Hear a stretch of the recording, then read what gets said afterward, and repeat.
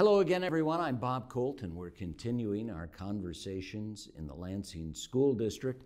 And we have a new administrator in town in Lansing. Adam Hartley, you are here as a former superintendent in Fenton. And now in Lansing, you've got some big responsibilities. But we'll talk about that in a second.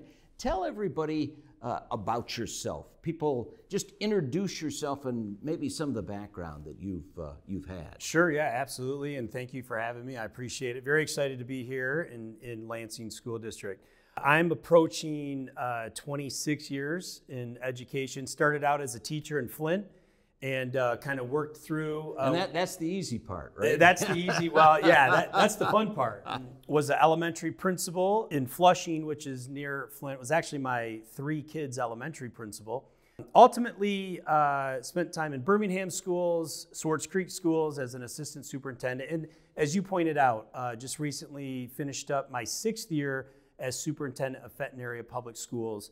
My career has just a lot of fun and have met amazing people. And what has led me here is my heart is near and dear to working with students that just are looking for alternative pathways that maybe the traditional setting hasn't fit what their needs are, hasn't really captivated their creativity and their learning style. And ultimately, that's what led me to Lansing Schools. Well, so Fenton is a great place to live. Schools are good. Absolutely. You're the superintendent. And what did we have to dangle to get you? Hey, come on, Adam, come on over here to Lansing. How did that transition work out? How did you get the job offer? First of all, I'm married with 3 children. My wife, Nicole, is a teacher. She actually runs, it's called Gear Up to Grow. It's a program in Flint. Going to be a grandfather soon. Our daughter's expecting in August, and then 2 sons. You know, kind of working through the last 20 to 25 years in the traditional setting, I was able to work with a small group of people in Flint to start up Gear Up to Lead, which is a nonprofit organization. And it stands for Growth Mindset, Empathy, Action, and Responsibility. And through that work, I started an alternative school called Gear Up Academy. And that's running in Flint. It's 100 students strong. And Ben and I met, and Ben Schuldner, Superintendent Schuldner and I met, and just talking about what's going on in Flint and what's going on to help students and support students that, again, the traditional setting may not be successful for them. And that led into what could that look like in Lansing? You know, I was able to come to Lansing a few times and meet with the executive team, meet some key people, meet with city leaders, and the opportunity to come here as the executive director for alternative education. I just couldn't pass that up in the, kind of the twilight of my career. My children are grown and out of the house, and just being able to do something that I'm very passionate about, I couldn't pass that up. And that's what led me to Lansing. Well, it's great to have you here. I'm not sure that most people, they think about a traditional education experience, but you're in charge of alternative ed. And you have to tell folks and me exactly what that is. Yeah, absolutely. So, alternative means just that. I like to use the term positive deviance, and deviating from the status quo for positive outcomes. And so we really have to approach alternative ed in such a way that we have to, 1, give students the voice. Typically, students will come our way into the alternative program because they're not being successful, and there's many factors to that. And so really it's just sitting down and, first question is, what do you want out of your learning experience? What are your goals? What are your interests? What are you passionate about? And then how can we as a group of team members that work for Lansing Schools, but also how can we as a community, because community partners are critical in helping that individual meet those goals. And ultimately, it's where that action and that responsibility takes place, and really that growth mindset. So students see themselves as leaders in the community, and they see themselves as change agents, that empowering them to say, look, I want to accomplish A, B, C, and D, but also understanding that they're working towards their high school diploma So how can you marry the two? Because a lot of times the young men and women that we work with, it's kind of isolated, their life goals and then what they have to do to achieve a high school diploma. And really in the alternative setting, we have to bring the two together and make sure that those scholars understand that they actually work hand in hand. So normal classic education is going through the system to a high school, studying math and science and that sort of stuff. But for alternative ed, there may be jobs like auto mechanic or something special that people would really be. We've got great community partners here in Lansing with the Board of Water and Light, and some of our graduating high school seniors go right there. So with that sort of community support, does it make your job a lot more optimistic about what can happen? Well, I tell you what, I am very optimistic about being in Lansing. I've met with a number of community partners, and everybody is on the same page. They want to their experience with already working with Lansing schools.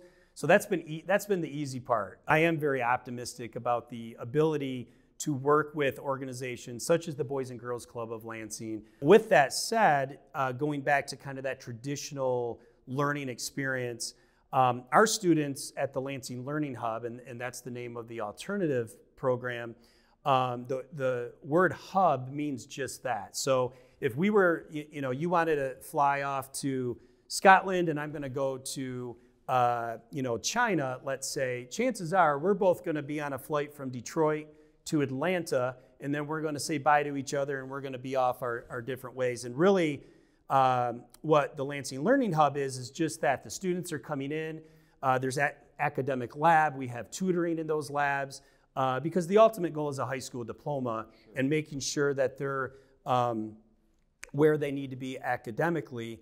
But essentially it does work as a hub. So we, as you pointed out, we have students that go work for businesses after they graduate. We have students that will be out doing community service.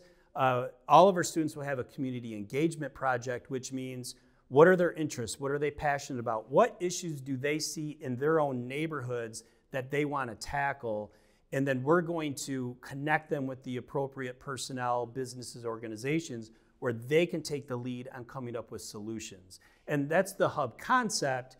We all come together and then they're off doing what they want to do and where their interest lies. And at our K-12 education level, it really is a positive because students can test different things, right? I mean, they may want to study in an area, but they have a lot of options. Absolutely. Absolutely. And really, it's reconnecting them back to what made school, what made learning fun and engaging. And, we all kind of lose that, through that traditional setting where we may have to jump through some hoops and we may lose that, that spark. Those hoops still have to be jumped through, but how can we support students to do that in such a way that they connect the purpose and the meaning behind it? And really, it's giving the student voice. And that's what the Lansing Learning Hub and the alternative program here in Lansing is all about. But you're also doing the K-12 online Correct. Stuff. Now, that has just been hugely popular. Yeah, absolutely. I have the benefit of helping oversee the K-12 virtual, but I'm very excited about this virtual opportunity for our students because we're being very intentional about connecting with the student. It's not, here's your virtual classes, let us know if you need help. There's mentors, there's opportunities to come into the bricks and mortar building for one-on-one tutoring, face-to-face. And we know, through the pandemic, many school districts started virtual programs. And that's been something the past decade or so that really has technology has allowed us to do that. But we know now that you cannot replace a human being. You cannot replace a qualified teacher on the back end connecting with that student. And one thing that Capital Area Online School is going to provide is that virtual setting when it comes to learning, but also that connectivity with human beings on the back end that we know is so important. Yeah, so kids are not only getting the online education, they're also getting the support and development that they would need. Now, why is that so popular? I would never think that learning online would be that interesting. Of course, I'm old, but come on. And it's been wildly popular. Yeah, it has. And really, each family has a different situation. Each child is faced with outside factors that we, as a public school district, don't necessarily have control over. But what we have control over is how can we adapt and how can we meet those students' needs. And so, of course, with technology moving so rapidly and allowing us to provide a quality education through a virtual setting, it now allows us to say, hey, families, if you're in a situation where this meets your situation better, if your child learns better from that virtual setting, which some children thrive. My experience has been through the pandemic is when we all shifted towards an online setting, we saw students fail miserably. We saw students become disconnected with the school community. And I think that has a long tail, and we will be building on that and getting those students back in. But we really didn't know how to do it then. And now we've learned a lot, haven't we? Absolutely. And I think we still have a lot to learn when it comes to that virtual setting, but we've learned a lot when it comes to what works, what doesn't work. And again, that goes back to the personal relationships. We know that we can't put children online and expect mom and dad to help them with the math. I mean, I will tell you, when my daughter was a senior and she was taking physics and she wanted to sit down with me, I was quickly, on the side Googling. And so we need to make sure that the supports are there. And we have learned a lot and will continue to learn. But again, it's all about adapting to the individual student and not expecting the hundreds of students to adapt to us. We have to make sure that we personalize it and that we continue to find ways to make sure they're getting the supports they need. Well, Adam Hartley, we're glad you're here in Lansing, alternative ed as well as the K-12 online. We have a lot of things to do, and you have a pretty big job moving forward. But thank you for joining us here in the Lansing School District. I'm Bob Colt, and we'll continue our conversations.